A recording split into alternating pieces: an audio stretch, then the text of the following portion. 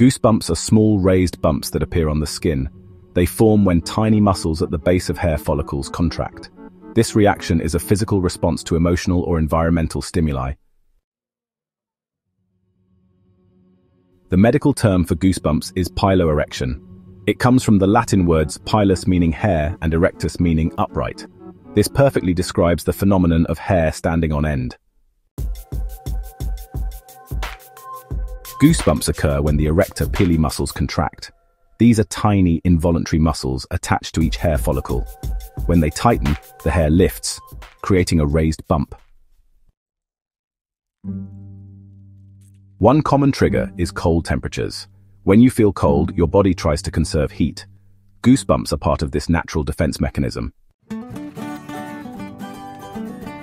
In animals, this response is actually more effective. Raised fur traps air, providing insulation. This helps them maintain body warmth in chilly conditions. Humans, however, have much less body hair. As a result, goosebumps are less useful for insulation. Instead, they're more of an evolutionary leftover. Another trigger is emotional arousal. Strong feelings like fear, excitement, or even awe can activate goosebumps. This really shows how closely our emotions and biology are connected. You know, for example, scary movies or ghost stories often give people goosebumps. The fear response, it's fascinating, activates the sympathetic nervous system. This, in turn, prepares the body for what's known as fight or flight. Music, interestingly enough, can also cause goosebumps. Scientists have a term for this. They call it Frisson, which is a sudden wave of pleasure or emotional intensity. It's those powerful songs that often create this skin-tingling experience. Goosebumps can even be triggered by nostalgia. Recalling a vivid memory, it can spark an emotional surge. This really demonstrates the deep link between memory and physical sensation.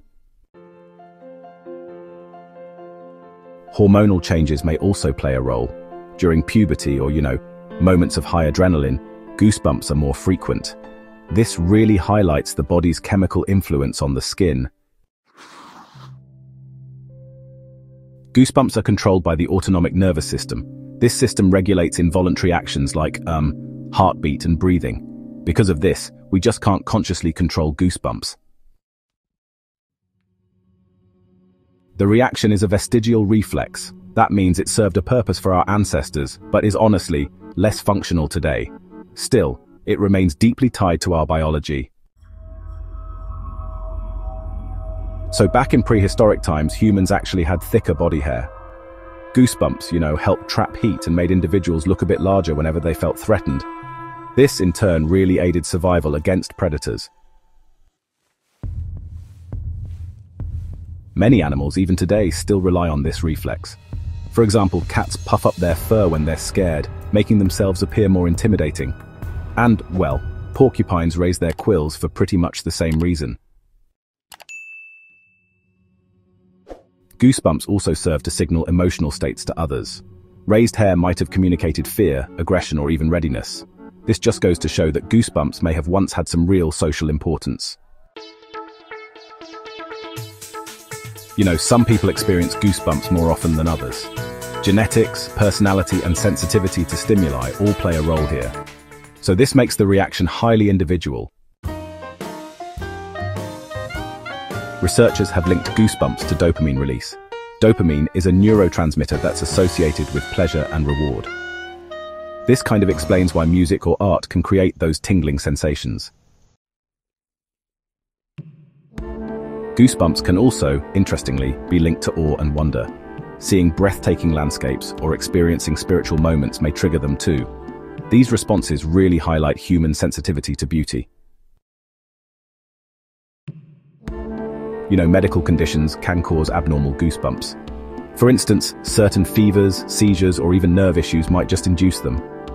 Doctors sometimes study these goosebumps to get a better grasp on nerve function.